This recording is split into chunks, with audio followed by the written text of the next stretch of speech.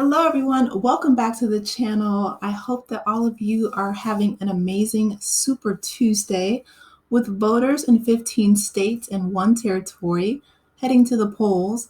The View co-hosts weigh in on if Nikki Haley has a chance and how voters will respond should Trump become the nominee. So Alyssa basically said that she thinks that Trump is essentially going to be the nominee, the front runner.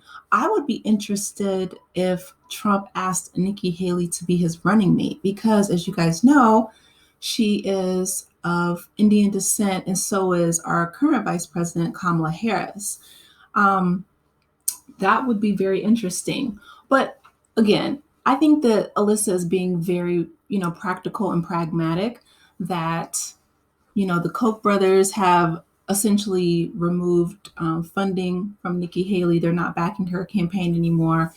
And a majority of the Republican Party have said that they are going to vote for Trump. Most of the Republican voters have, already voted for him. So the fact that she's not dropped out yet, people are saying that, I don't know, I guess they're split, right? Some people are cheering her on for her longevity.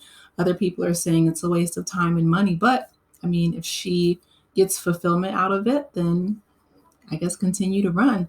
Trump, of course, wants her to drop out. Um, he doesn't like the competition, but we shall see. And of course, Dean, he dropped out. There was hashtag dropout Dean that was trending for a while on social media. But of course, the Democrats are going to have Joe Biden and Vice President Kamala Harris be the nominees for November.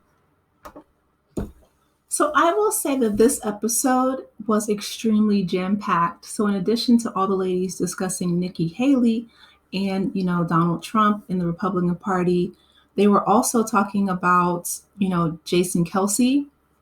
He announced his retirement. He was extremely emotional. It was very heartfelt. His family was there. As you guys know, his brother was there crying as well. But he, questions what's next. He said he's looking forward to the future. And that's amazing. I really wish him well. I think that he's done a great job, winning a Super Bowl in 2018. So I look forward to seeing, what he has in store. But I think that it's so smart when athletes, especially in football, right? Because it's such a dangerous sport, when athletes retire while they're still, really in good physical condition. I feel like, one of the negative things about that occurred from Tom Brady going back into play football was he essentially lost his family. Giselle was like, that's it. It's my final straw. Because he was in his 40s. And, yes, you want to continue to do what you love, but I mean, he had a really cushy job offer at Fox. I think it was like $100 million they offered Tom Brady to do to give sports commentary. So he didn't have to be on a field, damaging his body. Because listen, your body changes so much. And as an athlete, playing in your 20s is completely far different from playing in your 40s, especially again, a dangerous sport like football. Now I look at like LeBron James, who has had a 20-year career from, playing at 18, entering the NBA to now he's 38. Basketball is not as physically, aggressive and as hard on your body. So kudos to him, but I'm looking forward to, seeing what him and Savannah are going to do next after he retires. But he's my favorite player. I'm a bit biased, so he can, stay in as long as he likes. But I mean, he opened the school in Akron. He's a phenomenal guy all around. So then we have Lindsay Davis, and, she wrote a children's book. I love it, right? Empowering girls. Her book is titled Girls of the World. And she says it's so important, to plant the seeds to not only say who you are, but what you're capable of. And I think that that's so important, right? Because so many children, regardless of demographic, they, get messages from, wherever, negative bullies or people who just don't have their best interests at heart. And it could be so damaging, especially during your formative years. So the fact that, Lindsay wrote this book and she's trying to speak empowerment into young girls. I think that that's so important. Definitely sow those seeds of encouragement while they are young. And then RuPaul, he came out and he wrote a book as well. When he came out, the audience went crazy. They were like cheering and standing and clapping. But RuPaul is someone who is so innovative. He dared to be himself back during a time when it was really frowned upon. I mean, and listen, I feel like, everyone in his community, they still battle and with challenges, daily, right? But he does have his show, RuPaul's Drag Race, that has been like award winning, and it's been really successful. And so, he just says that everyone's work is to clear out the garbage in your consciousness so that the light can shine through. And I think that that's such a beautiful and important message. He also was celebrating 25 years of sobriety. And so his new book called The House of Hidden Meanings talks about that journey, that 25-year journey of sobriety, and just really accepting himself for who he is and what he wants to do during this short time on earth. And I commend him for that. I commend his bravery, again, before there was, RuPaul's drag race. I feel like he caught a lot of flack. And to be honest, it's really not safe for people to, to express themselves, I guess, in a way that upsets a certain subset of bigots, but you can't live in fear your whole life either, right? So I am so proud of him. I think that, of course, 25 years of sobriety is definitely something to be celebrated.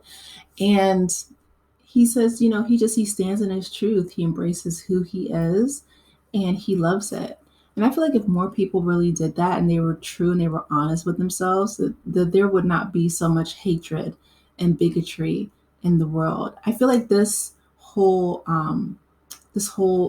episode was about empowerment, positivity, and moving forward, right? With Jason and Kelce, him retiring and looking forward to what's next. Lindsay Davis writing her book about girls of the world and just empowering young women to plant the seeds and, showing the world what you're capable of. RuPaul standing in his truth, right? And then, of course, we have Super Tuesday, which is crucially important. I hope that if you live in one of those states for Super Tuesday, that you went out to vote today, because honestly, that is so important. Like Whoopi Goldberg, I appreciate that she always says the election is really in the hands of the people. Yesterday we talked about the Supreme Court's decision to keep Donald Trump on the ballot. And, Sonny and all the justices agreed unanimously. And that's because this is still a democracy. This is still in the hands of the people. So the people are the ones who decide who is going to lead this country. And so it's truly up to the American people to choose the type of leadership that we want in office. Do you want someone who has 91 indictments? Do you want someone who, unfortunately, or is the oldest president in history? Do you want, and of course, if you're an independent like me, to be honest, I would have preferred a younger, more vibrant choice, but I'm also a realist. So I realized that we're going to have another matchup between Biden and Trump like we did in 2020. And we all know what a great year 2020 was. 2020 was definitely, hindsight is 2020, but we're doing it again. But, in all seriousness, I hope and I pray that 2024 ushers in, some growth, right? That's what I feel like this episode was, the theme was growth, moving forward, empowering yourself, empowering others, and onward. So you guys, let me know your thoughts in the comment section. What did you think about today's episode of The View? Please be sure to like the video, subscribe to the channel if you have not done so already, and I will talk with you in the next one. Take care. Bye.